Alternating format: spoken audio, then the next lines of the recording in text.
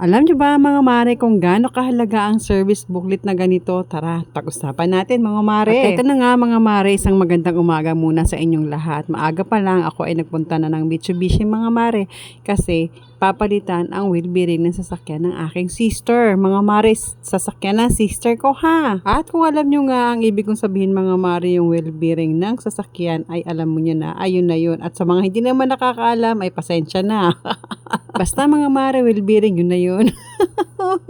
Yes mga mare, kasi nagka-problema ang kanyang wheel bearing. Pero ang kagandahan mga mare kasi pasok pa siya sa warranty. At dito nga pala sa Mitsubishi mga mare, para hindi ka makaramdam ng kainipan o antukin, ay may pakapi sila mga mare. At Diyos ko, barako mga mare, talagang nakakagising. Ang bango naman kasi mga mare. At dahil nga hindi ako nakapagtiis, kahit nakapagkape na ako sa bahay, ayan, magtitimpla tayo mga mare. Sa bango naman kasi maiinganyo ka talaga. At dahil nga kaping barako mga mare, syempre ikaw yung magtitimpla sa lasa na gusto mo kasi wala pa itong lasa.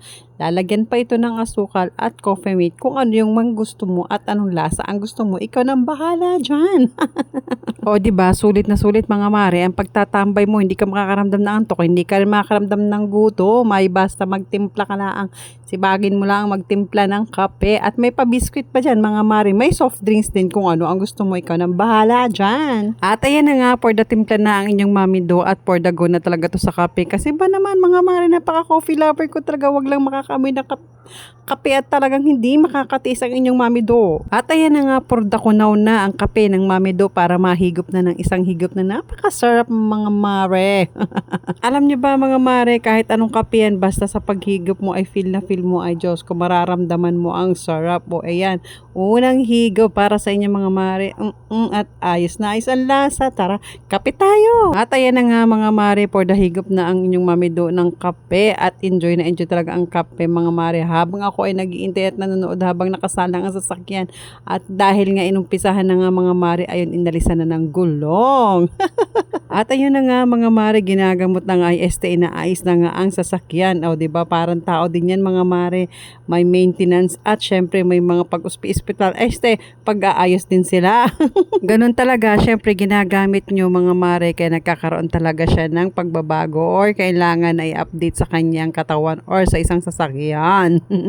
At eto mga mare, dahil sa booklet na ito, alam nyo ba na libre lang ang pagpapalit ng pyesa kasi pasok siya sa warranty. Dahil nakalagay sa warranty booklet na ito na talaga nagpapamaintain ay sa kasa.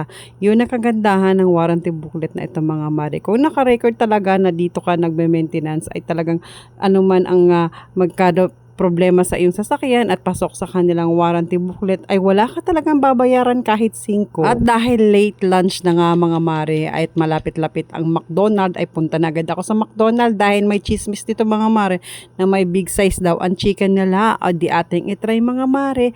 Ayun agad ang aking hinanap. Pagpasok ko dito sa McDonald mga mare, hinanap ko kung saan ako makaka-order ng big size na ina-advertise nila mga mare kasi gusto kong itry.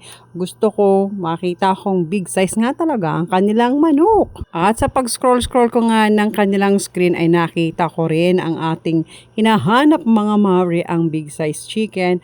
At yun mga mare, ang nagkakahalaga lang ng 125. Aba, may big size chicken ka na at may coke float ka pa. O diba, ano pang hahanapin nyo?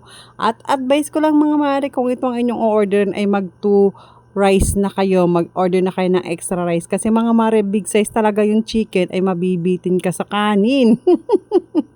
O mga mare, sa videong ito ay 2 tips ang maibigay ko sa inyo ha.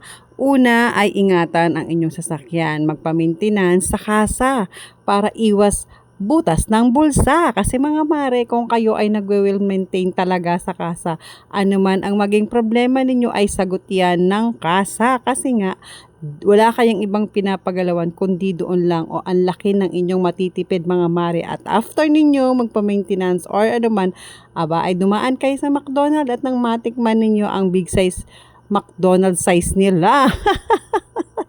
That's it for today's video mga mare. Bye!